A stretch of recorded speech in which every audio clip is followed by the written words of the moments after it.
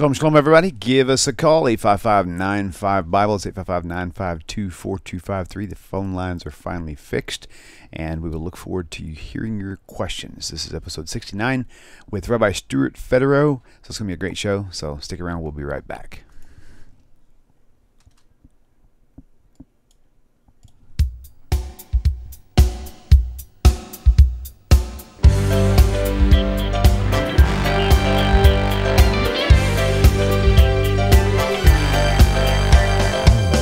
Welcome to Tanakh Talk.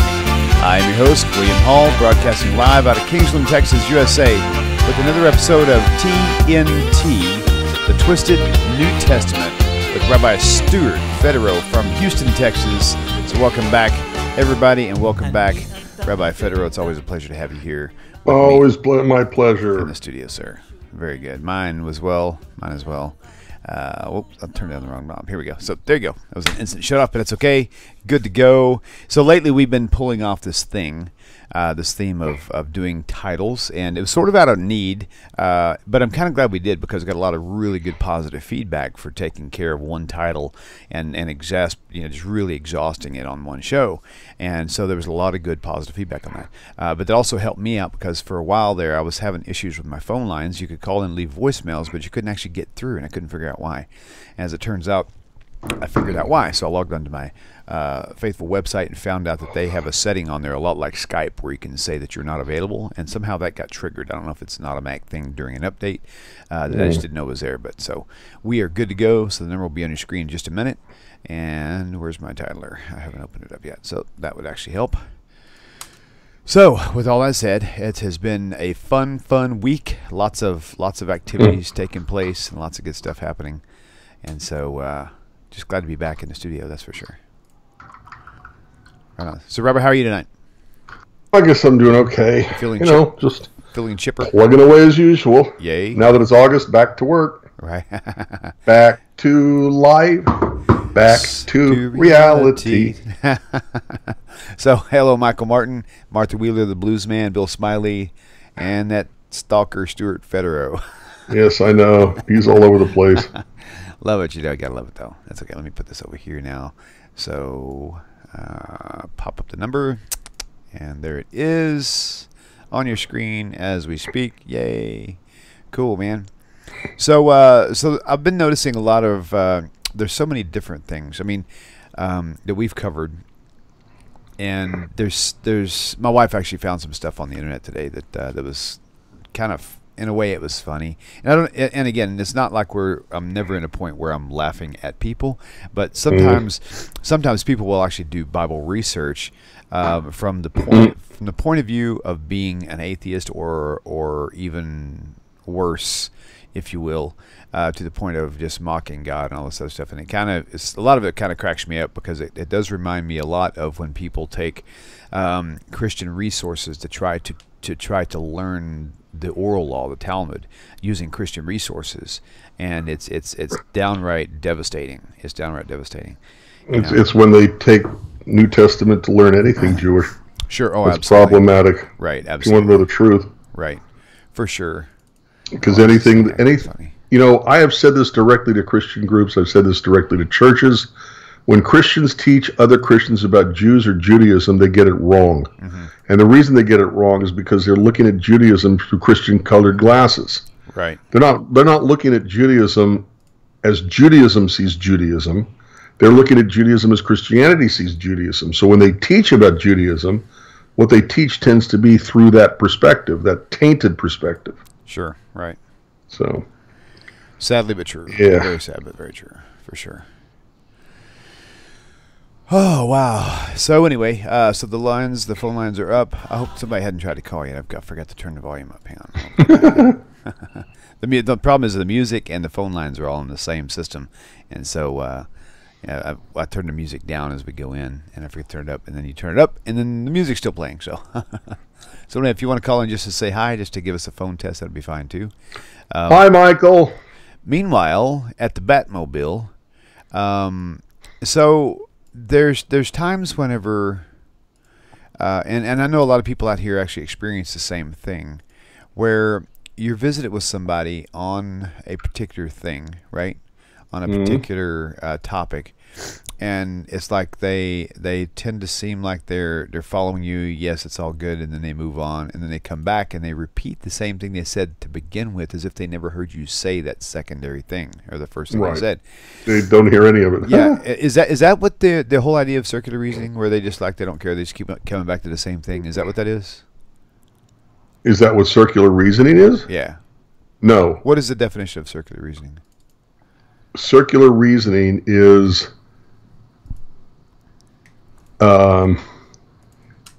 if you have A, then you have B.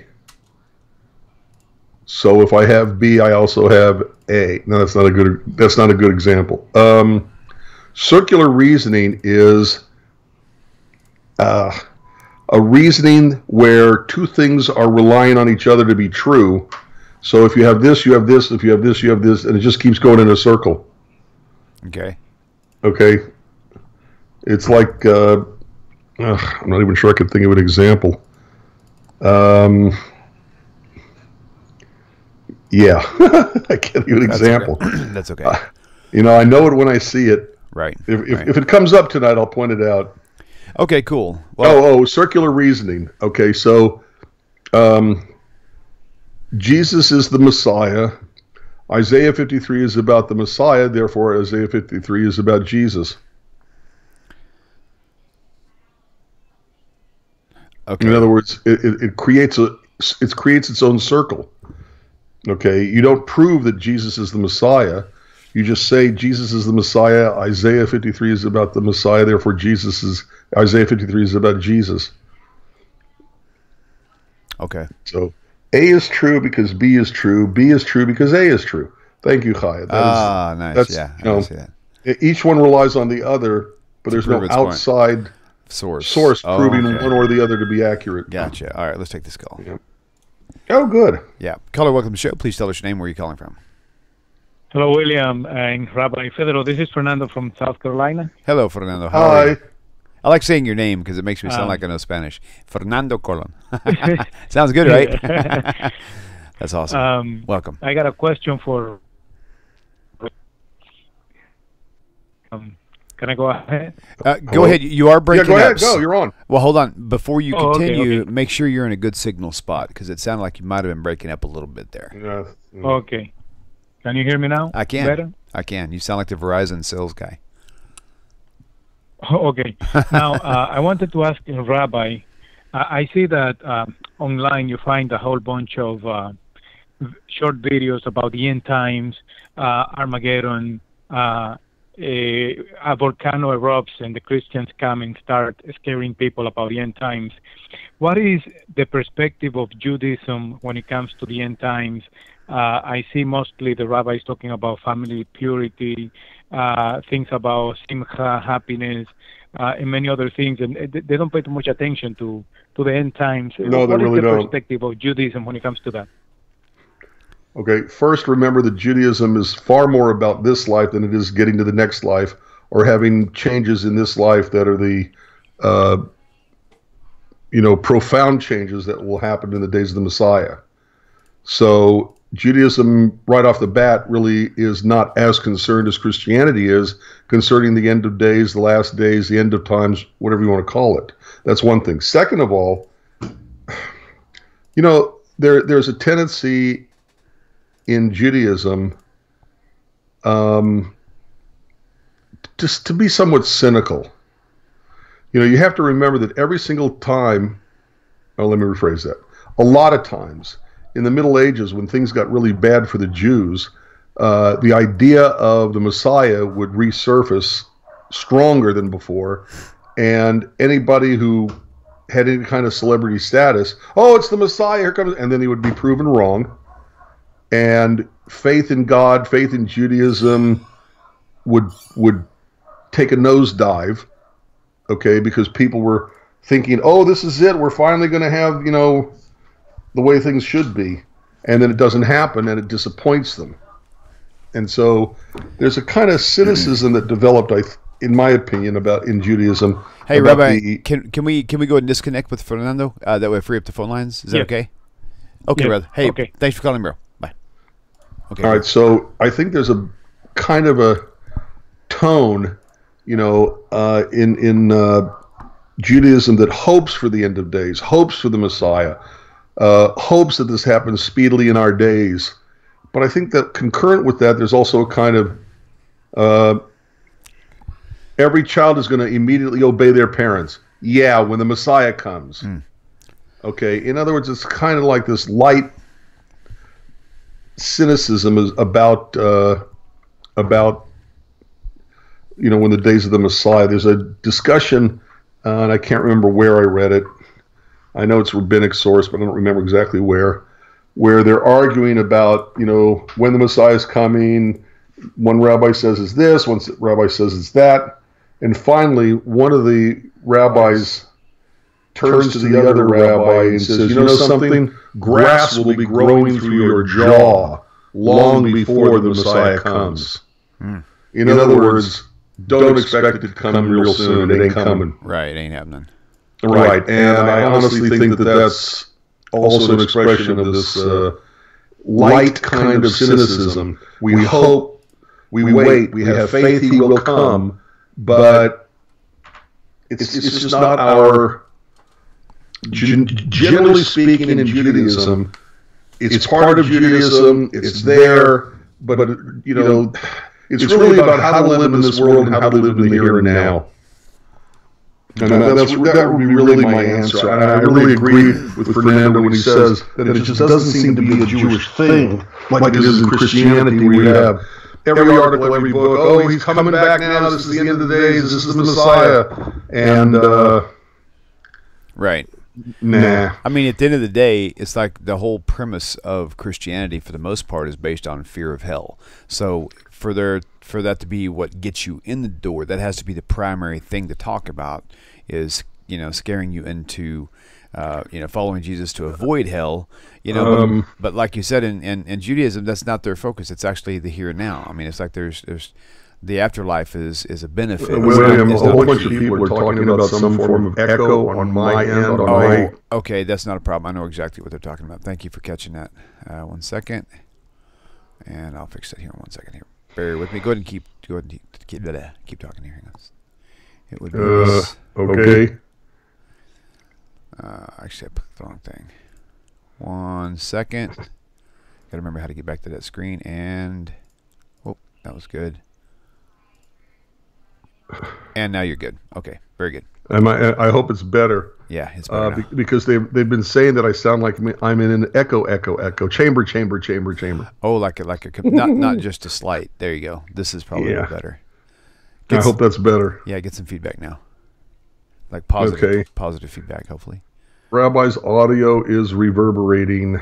That was before. How about now? Better. Julie says better. Mimi says better. Good. I think that says Shane. I can't really read the... Yeah. Fixed. It's good now. Nice. Okay. Sorry about that, guys.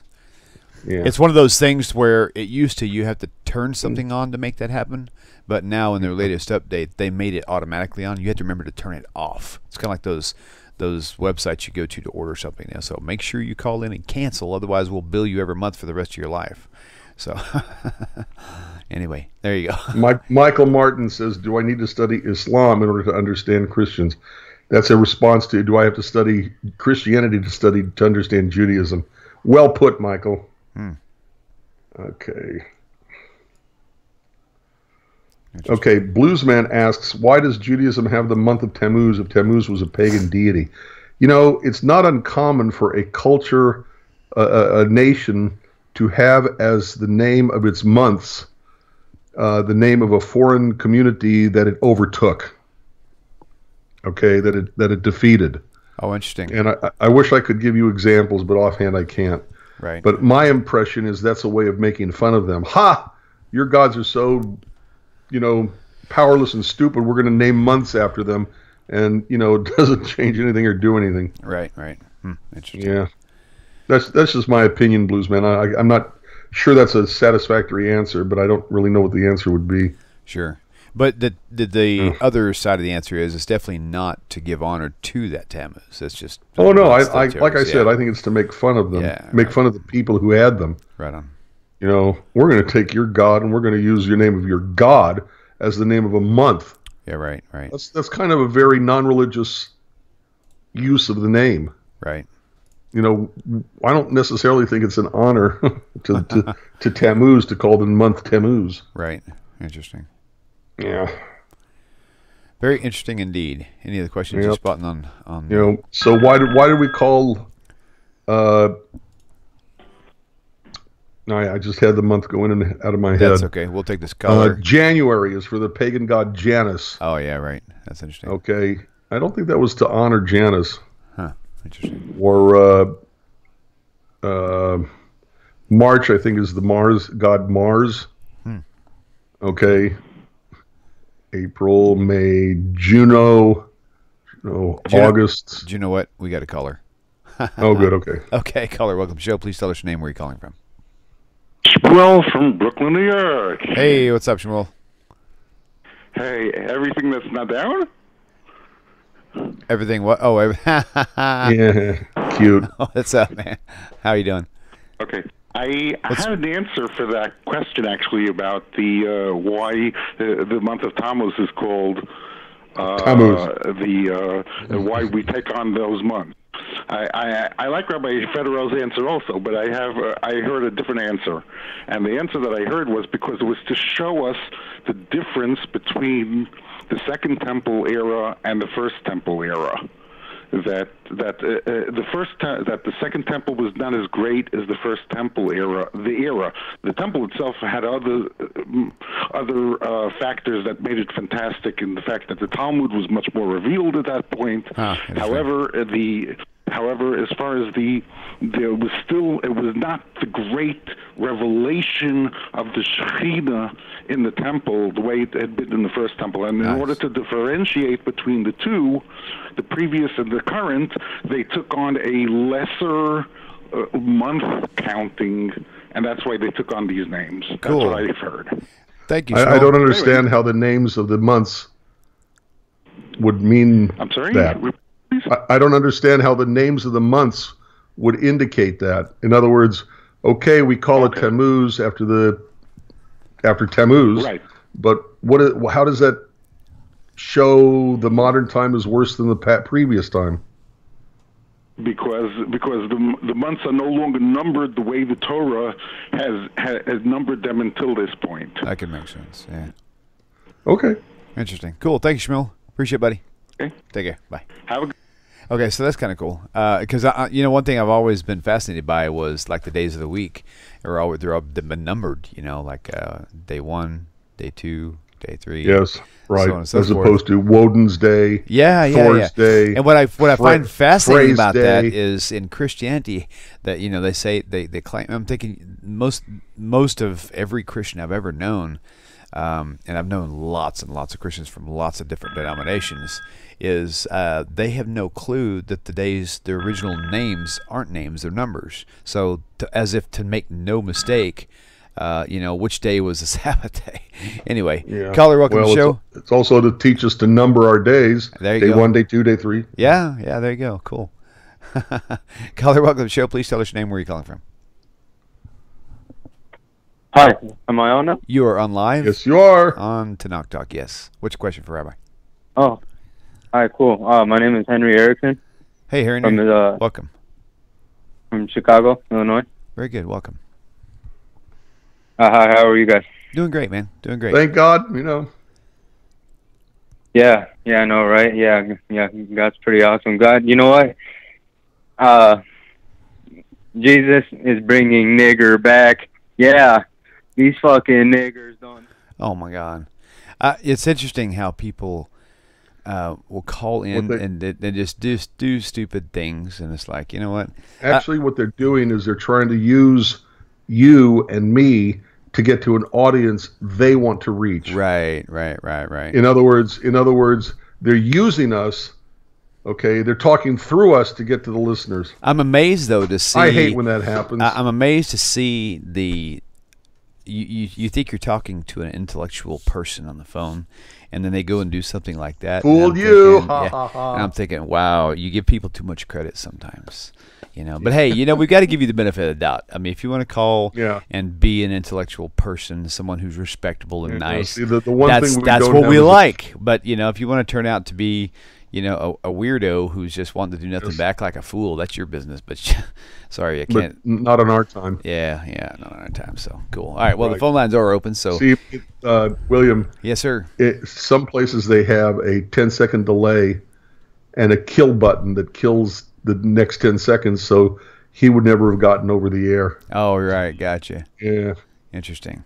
So what I need to do, there we go. Okay, where's that call last to go? There we go. Let me scroll all the way back to the top. That's where it went to. Oh, very good. Okay. That's okay. All right, well, phone lines are open anyway. So, guys, if you want to call in, give us a call. Ask us your pressing questions, and if we got an answer, we'll answer. If not, then, we'll find the answer for you. So, it's really, really interesting that there's so many things that I'm learning, or that I have learned over the past 5 years, that I think when I first heard them, I actually thought that they were debatable. And of course, this is before I started learning the Hebrew, and before I started researching for myself. I was thinking, no, maybe this person who's teaching me this thing, like, for example, the whole Virgin Alma Betula thing with the young lady, and I would think, maybe, in my mind, I'm thinking, maybe they're the ones who are misinterpreted. It's like there was always that doubt that the other person didn't study it correctly either. But looking at it now, it's like it's not something to debate. You can't debate that. It's like it's right there in black and white, And it's like, I wonder how many people that you and I and the viewers engage with, who when we share things with them in these situations of discussions, how serious they're actually taking our conversations.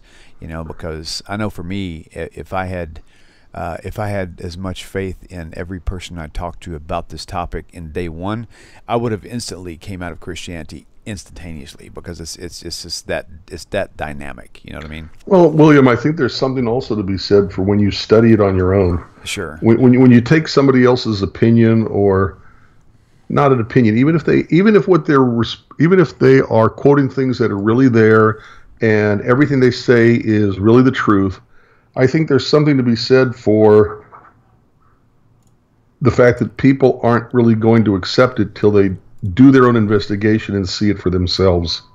Right, gotcha. Right. Right. All right, Timothy Wilson asks, is there a belief in Christianity that says Jesus had to fulfill or keep every law? And here's my reaction to that, Timothy, and that is that Christianity, in its beginning, wanted to separate itself from the Jewish community by not having to keep Jewish law. Galatians 3, Corinthians, Hebrews, there really is a push for, especially Acts 15, 16, 17, whatever, the whole issue between Peter and Paul on one hand, Peter and James on one hand, and Paul on the other, about the law. And so what happens is they need to come up with an excuse why Christianity, supposedly coming out of Judaism, which it didn't, but why they don't have to keep the law. Right. So they came up with this idea that Jesus fulfilled the law, and therefore nobody afterwards has to. Right. It's not that they think that in Christianity that Jesus had to fulfill it. It's that he did fulfill it. He said, I came not to destroy, but I came to fulfill. And Christianity wants to take that to mean that Jesus did it once, he did it perfectly, so nobody ever has to do it again. Right. Which would be like saying that the next time you're driving and you come to a red light and there's a car in front of you, and the car in front of you obeys perfectly all the laws related to stopping properly, legally at a stoplight, means that nobody ever has to stop at a stoplight ever again. There's no logic at all to it whatsoever. No, but the logic is what creates the concept, which is, well, if we supposedly come from Judaism, why don't we have to keep the laws the Jews keep?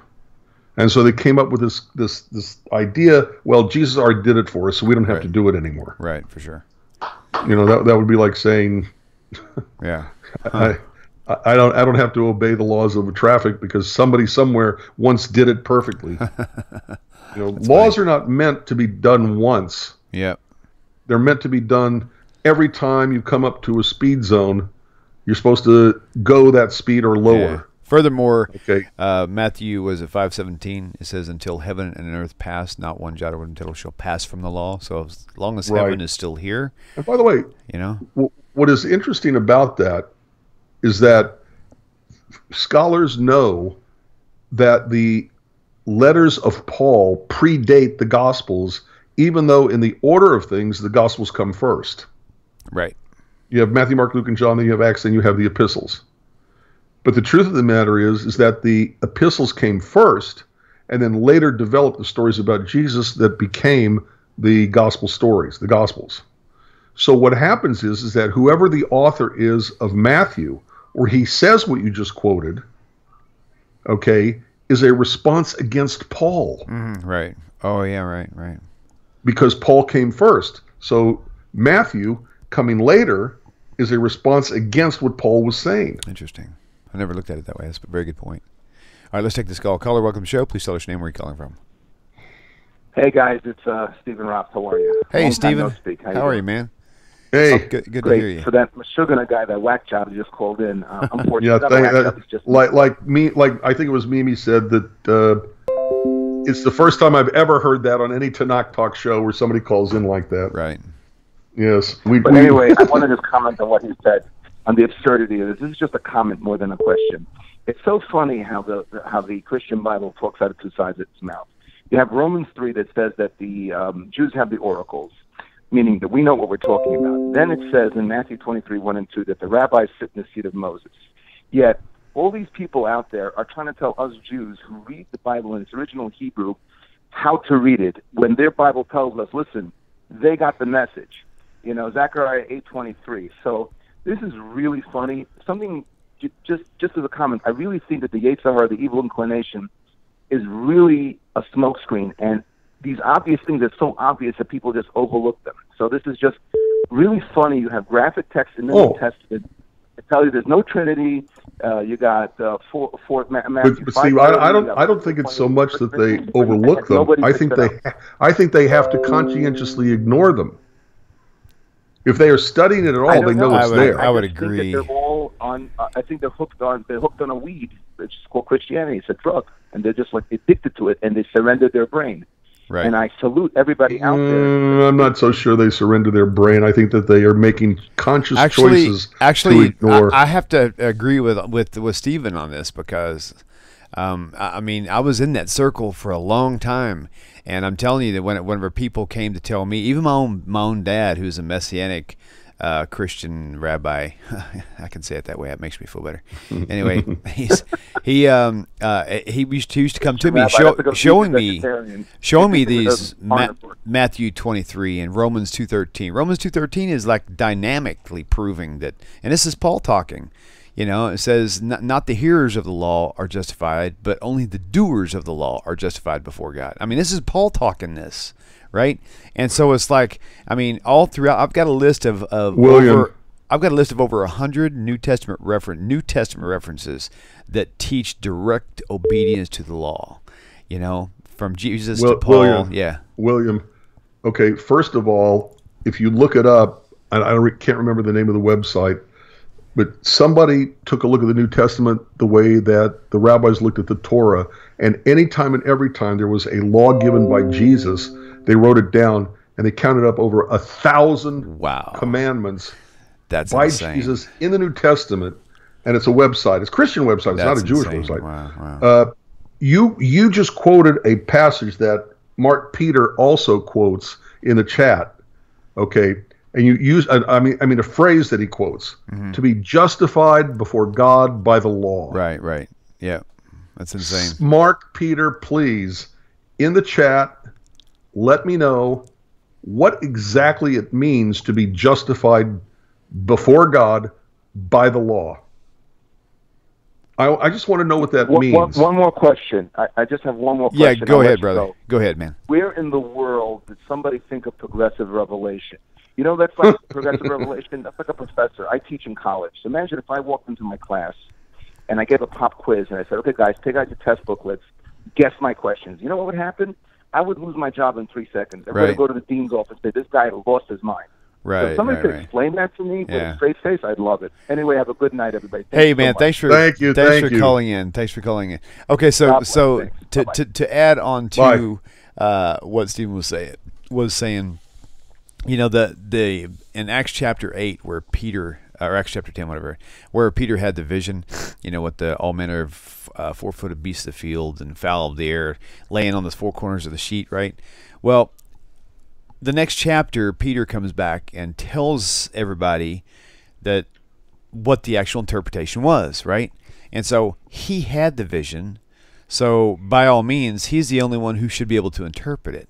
But the church is not satisfied with his interpretation, and they've added their own interpretation to it. And this is every single church probably every single church on the globe has taken this whole thing to mean something that is not what he said at all, which is really weird, you know. So interesting enough. Yeah. So great point about the being fired in 5 seconds for doing something like that on a progressive revelation.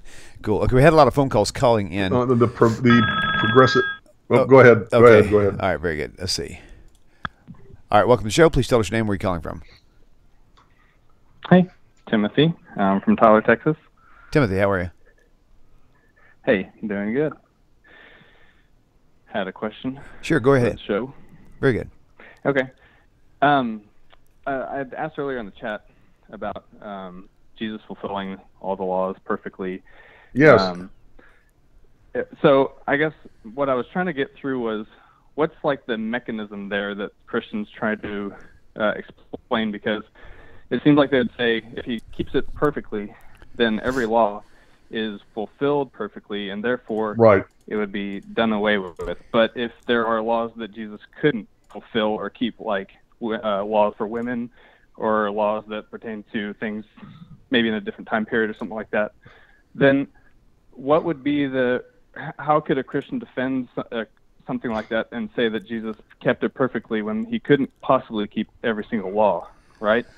Right, in which he didn't keep all the laws, because the very first chronological law that was ever given in chronological order was Peru Davut, or how do you say that in Hebrew? Be fruitful and multiply. Fruitful and multiply, and he never had any kids. I mean, that's a commandment from Hashem. So, yeah. And he definitely did not. Oh wait, you're taking it too literally. You should see that Jesus had disciples and they were his children.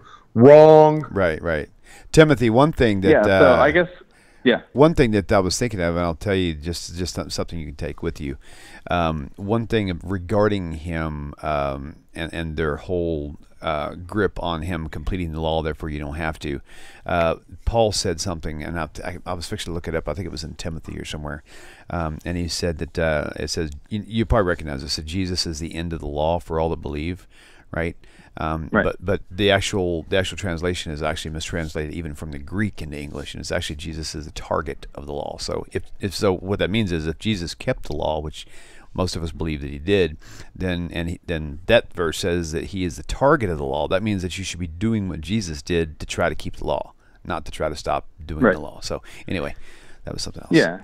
I was just trying to see if there was somehow like a hole in the logic of that Christians. Well, the logic is the hole in the logic is just because one person fulfills a law doesn't mean that the law is no longer in effect. Right. Otherwise, the first person who stops at a stop sign correctly. But let's take his question a little further. Timothy's wanting to. I think if he's not, he just stimulated me to want one. Give us another example of Jesus breaking the law. Or not fulfilling the law properly, doing the law properly. Like we got to say he curses the fig tree and it dies, right? Oh yeah, that was kind of retarded, actually. Yeah. Right. He puts the evil spirits in innocent little piggies and then kills the piggies. Right. Throws them over the cliff. Right. Yeah, all that stuff. So I guess, I don't know. It was just kind of a question I've always had. Is there an actual belief that Christianity has that says that every single law has to be fulfilled correctly? And It's not that they break one law, you broke. Sacrifice. Yeah, break one law, you've broken them all. That's their theory. Okay. Right, Well, and it's wrong on all counts for one thing, and second of all, it is not so much that they think that the Messiah had to fulfill all the laws, is that they think Jesus fulfilled all the laws, and therefore Christians don't have to keep any of the laws. Yeah, or the logic of it comes from their, the wish inspires the thought. Just a second, Timothy, hang on. Well, go ahead. Go ahead. Okay, so Timothy, what he was saying was, actually, Timothy, go ahead and restate what you were saying, because I was following you there. Well, I'll make one last statement, and then I'll let you guys go on. Okay, sure. I guess the other argument would be, well, maybe he didn't say, quote unquote, fulfill every single law but he did not sin, so he had a perfect life. He was a quote unquote perfect sacrifice. And that kind of leads me to, and then it's kind of like, okay, so he never sinned throughout his whole life. There are innocent babies who die, and still Christians would probably say that, well, if they never had a chance to repent, then they may still be going to hell. And then it's kind of like, okay, so human sacrifices has the same logic as Jesus dying on the cross, because they're sacrificing innocent babies that never had a chance to sin. Right. And there is no logic in it. Jesus on the cross. And there's a lot of assumptions that are made about everything you said has certain assumptions that go along with it that are incorrect assumptions about Jewish law, about how law works, about any of that. Yeah, I understand that. Yeah, I'm sure you do. That's good. Yeah. Yes. Yeah, Timothy, you bring up some great points, man. That's appreciate you calling in. Feel free to call in any time. Yeah, it's just it's an eerie connection with human sacrifices to Moloch and stuff like that, about perfect sacrifices and sacrificing babies. But the idea that Jesus' supposed sinlessness makes him a valid sacrifice is wrong on two counts. One, he wasn't a sheep, he wasn't a lamb, he wasn't a goat. He was a human. Oh yeah. Okay. And even if he was the incarnation of God, then he's still human, because what is the entity that died on the cross? It was not Jesus the God, it was Jesus the human. Mm-hmm. So first thing is that he's not a lamb, he's not a goat, he's not an animal, he's a human, and God calls human sacrifice an abomination and something he hates. That's one thing. Yeah. Second of all, if you understood that without blemish has nothing whatsoever to do with sin, because lambs and sheep and goats and rams can't sin, okay, it means some skin blemish, and the fact that Jesus was scourged, beaten, and he had a crown of thorns around his head, which every single picture shows it piercing his skin, okay, he would not have been a valid sacrifice, even if God did accept human sacrifice as a sacrifice. Right. So there's so many assumptions that they make that are actually antithetical to biblical values. And thirdly, all sacrifices have to remain dead, or they're not a sacrifice. Yeah. I loved it when you said that. I read something you wrote, William. That's perfect. To be a sacrifice, it can't come back to life again. Right. Otherwise, what did Jesus give up? A weekend? No, he gave up a weekend. That's funny. He was dead. He was dead from Friday to Sunday. So he gave up a weekend. Right. He did it all for you. All for you, fella. I'm just kidding. Right. Okay, now that was sarcasm. I won't do that again. Sarcasm is okay if it's well-deserved, and it is. Well, only to those who know that they're teaching errors. Those people deserve sarcasm, but most people don't. So, yes. Timothy, thank you for calling in, bro, man. It was awesome. We'll talk to you soon. I'll let you guys go. Good talking to you again. You too. Bye. Take care. Bye-bye. All right. Mark Peter on the chat answered my question about exactly what does it mean that you can't be justified by the law before God. Mark Peter writes, I think it means that we all fall short of the perfectness of God's law, so God reckons Jesus' righteousness to us. I'm not 100% sure. Well, first of all, Mark Peter, you are making a statement, okay, about we can't be justified by the law. You are quoting your religion, so the fact that you can't even explain it, well, I find that interesting. Second of all, your text doesn't say we all fall short of the perfectness of God's law. It says we all fall short of the glory of God. Well, we're not God. So how could we be anything but short of God's glory? We're not supposed to be God's glory. We're supposed to be human glory, whatever that means. Right. So of course we fall short. Another thing is the way and William, maybe you're going to better explain this, okay? But as I understood the Christian concept that the law cannot justify you is the belief. What does it mean to be justified? It means to be made pure so that you can enter heaven. Right. Where in the world does it possibly say that Jews keep God's law in order to become purified so that we can enter heaven? Right. It makes no sense. Right. Where Paul gets this from is just out of his mind. Well, to believe in Christianity, you have to have a need. There had to have been a need created. Otherwise, no one would buy it. It would be like you going to a mechanic with your car that's in perfectly good condition, and you need an oil change, and they go up there and they're wanting to bank on you. So, oh man, your air filter's clogged. Oh my gosh, this hose is fixing to fall off. We need to spend $800 on fixing this. They have to make you believe something's wrong so that you'll buy into it, and that's exactly what Christianity did. They made you believe something because you didn't know how to go back and read it in the original language to find out if the Christian teachers are telling you the truth or not. And convince them that they have a disease that they do not have, and then tell them that they're the only ones who have the cure for that disease, which is their Jesus to save us from sinfulness. Mark Peter quotes Galatians 3:11, and it is clear that no one is justified before God by the law. Whoever said that they were? And keeping in mind, this is Paul. Where it says that Jews believe we are justified before God by keeping the law. Now, keep in mind, that was Paul who wrote that, and now Paul also said in Romans 2:13, he also wrote that, and it says, "Not the hearers of the law are justified, but only the doers of the law." So, is he talking to two different audiences, or is he schizophrenic, or is he slowly having a progressive learning curve, maybe, which is very possible? No, I'm throwing these things out there. What he says determined solely by who he's talking to. Right. Okay, he's amoebic. He'll shape shift in order to better attract his target audience. True. I will be a Jew to the Jew. I'll become anything to anything to anybody so I can, by any means possible, get them to become Christian. Right. Okay. Yes, Mark Peter, I know you're quoting Galatians 3:11, but Galatians 3:11 is not inspired. It's not from God. It's not from the Holy Spirit.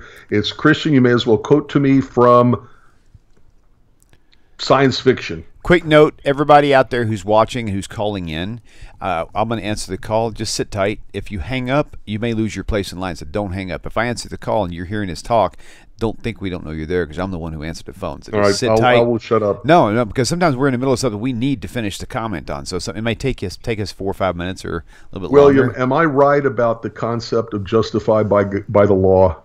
That it purifies you.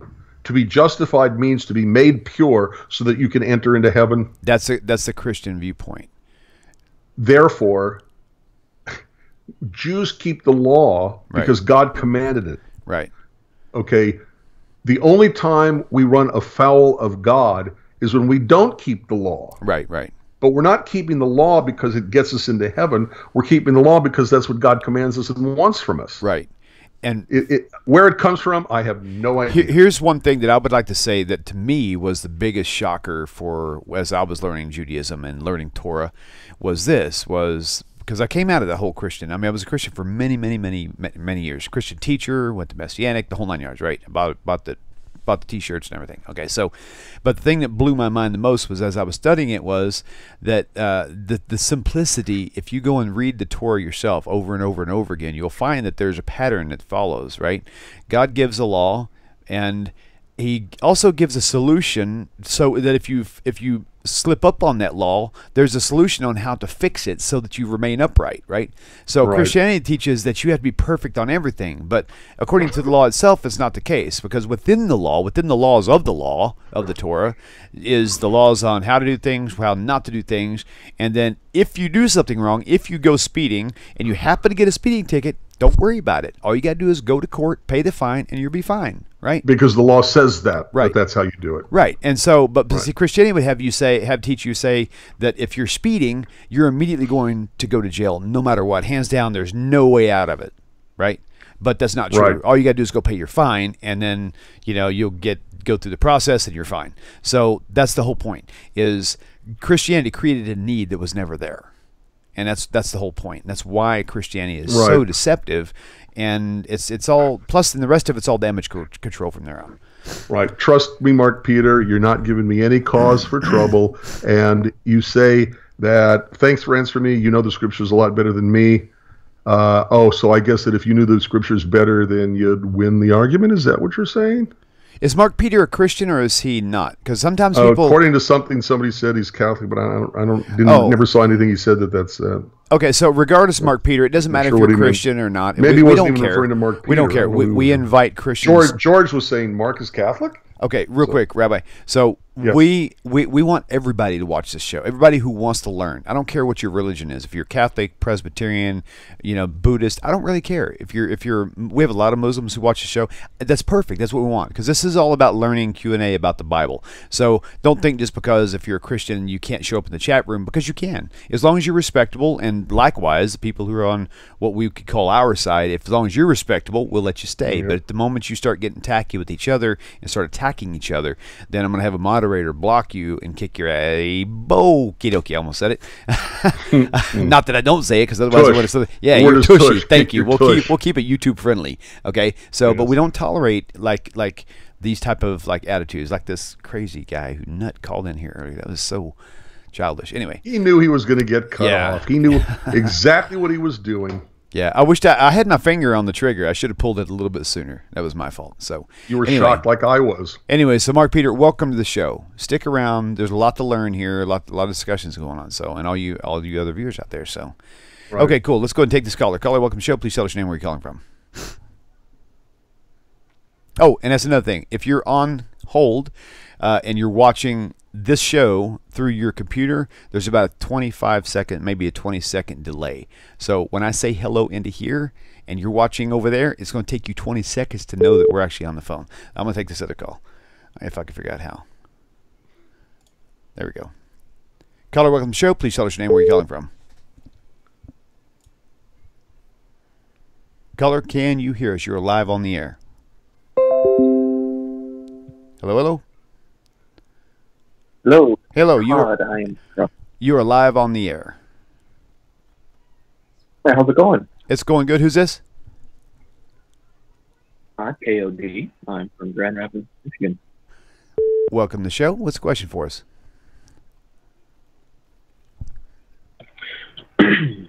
Well, you see, I've been a Jew for about 2 or 3 years now, and pretty much I've been looking back on my life as a Christian, and it's been quite regretful, if I'm going to be honest. I was raised in a Jewish family, but at least my mom's side was Jewish, but my dad's side was in fact Christian, and I've been raised my whole life to be a very heavy Christian, and so looking back on it, I really do regret what I've become.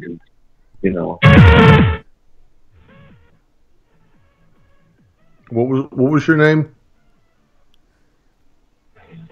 Hello? I think getting a lot of feedback. I'm gonna disconnect. Okay, never got his point, but that's okay. Phone lines are open. Oh, I got his point. Or let me say, even if it wasn't his point, it's something, William, that I feel very strongly about. Okay. And I must respond to it. Okay. A lot of times, when people come out of Christianity, they look back on their lives as Christians with a great deal of regret and with a growing resentment in their heart for the people who led them into and through Christianity. And I think that's a real shame, and I don't think that's... I understand why people react that way when they look back from the truth, when they see what they believed. Okay, first of all, understand the definition of a lie. A lie is not something that's merely not true. A lie is something that is told explicitly with the intent to deceive. And the people who spoke these things that were not true were not trying to deceive you. They weren't trying to deceive their children, whom they raised as Christians, because they actually believed that what they were teaching their children was true and accurate and from God and everything else. They weren't lying. They were speaking things that were not true, but it doesn't mean that what they were speaking were lies, because they weren't really intending to deceive. They didn't know what the truth was. They thought they had the truth.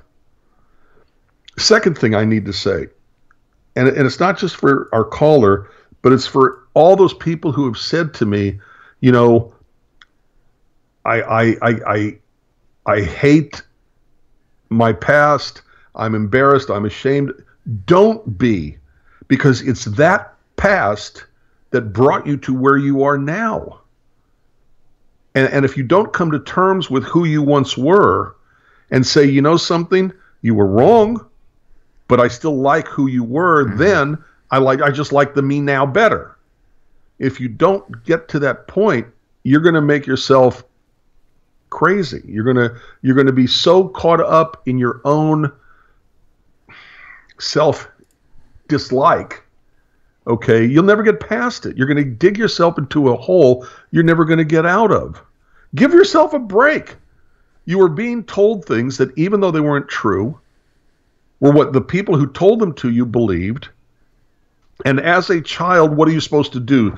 As a 10-year-old, say to mommy and daddy, you're wrong? Who are you kidding?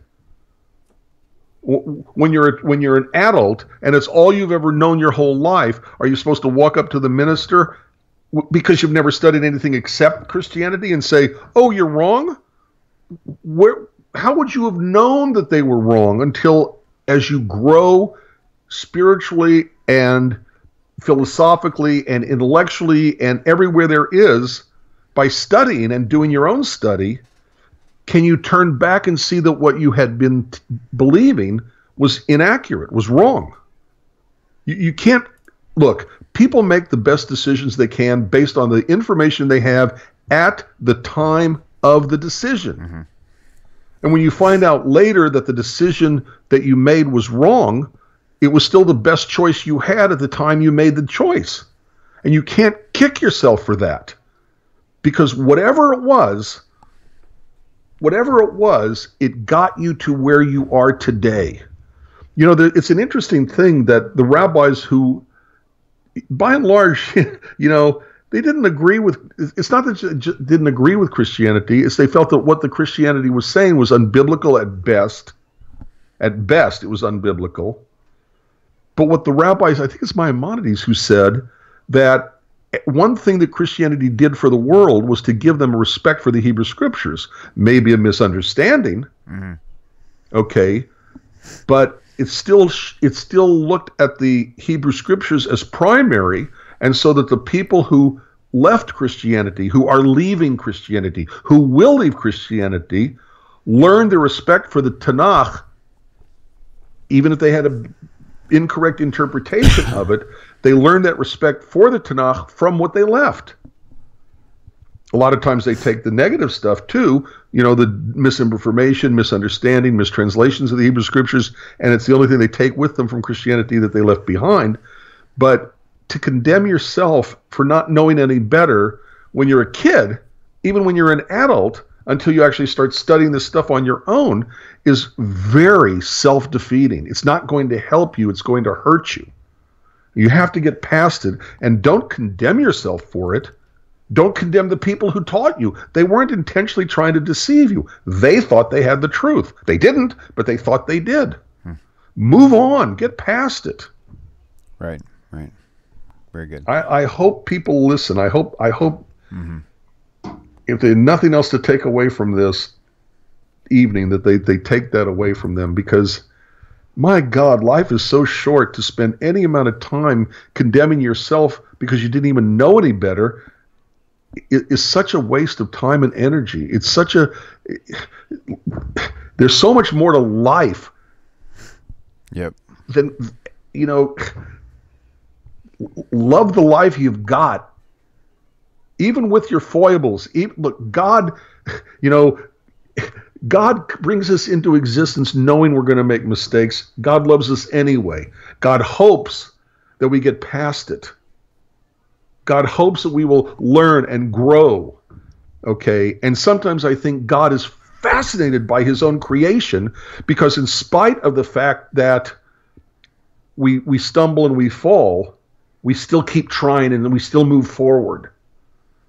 So I hope he's listening. I hope when we had to disconnect that he still continued to listen, because it's one of the most important things I hope people learn from anything I've ever said. Right. All right. End of soapbox. All right. Here we go. New caller, welcome to the show. Please tell us your name, where you're calling from. Hello, caller. You are on the air. Nigger. You know what's funny? I block numbers and they call from different phone numbers. Yeah, I know. But okay. I couldn't hear anybody. There's nobody there. Yeah, well, hopefully nobody else did either. I didn't hear anything. So this will be the third number. There's a very persistent fellow out who's trying to get through. Who's wasting? Well, he has to run out of phones unless he's a millionaire. He can afford 100 different phone call numbers. Right. The funnier thing is I think they do that. Well, of course they do that to try to get into your skin, but it really doesn't bother me at all. I think it's kind of hilarious to see adults acting like children, to be honest with you. So, cool. Right. Well, I'm only 17, but, Right, for sure. For sure. Cool. All right, let's see. I thought I did that already. No, cancel. We're going to leave that alone. Okay, cool. All right, phone is back open. So, any good stuff happening in chat? Actually, I was still thinking of... Wait, I'm sorry. Give me a second. I was still... Yeah, that's fine. That's fine. It is okay. All right. Yeah. So, yep. I don't know. I mean, if you're watching right now, and if you have any topics you want to discuss that's really pressing, let us know. That's why we're here.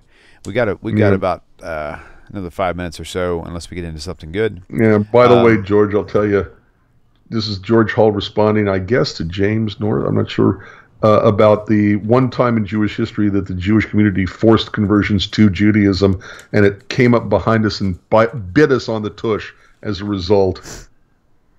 Okay.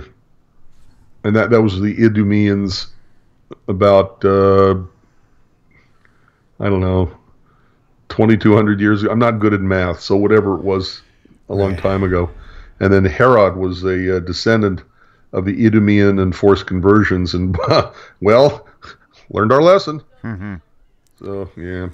So, okay, here you go. So God made Solomon the wisest king that ever lived, stating that there would never be another like him. 1 Kings 3:12. Jesus said that he was greater than Solomon in Matthew 12:42 and Luke 11:31. So Jack Flash, you're right. It is easier. Sounds easier than it is. I understand that, but try and you will succeed. So I'm sorry, William. Go ahead. That's okay. That's okay. So Solomon was supposed to be the wisest king that ever lived, and Jesus says that he was greater than Solomon. So, one litmus test that I give to people who are secretly trying to maintain their identity in the New Testament is, because I'll ask them if they believe in Jesus, and they'll say no, and of course they're thinking themselves, I believe in Yeshua, not Jesus. So I'm thinking, okay, do you believe in Yeshua? And they'll say no, because they'll say, I don't believe in certain things, but they believe the rest. It's just a way to keep avoiding the question.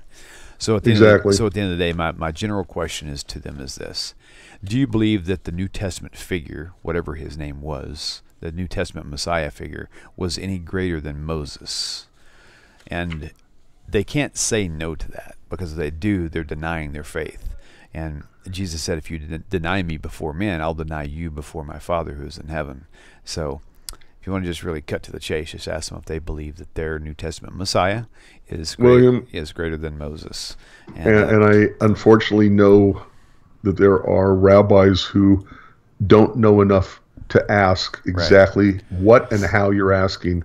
Right. Because I've had people come to me to convert to Judaism, And in the course of talking to them, I will first ask them, what's your present relationship with Jesus?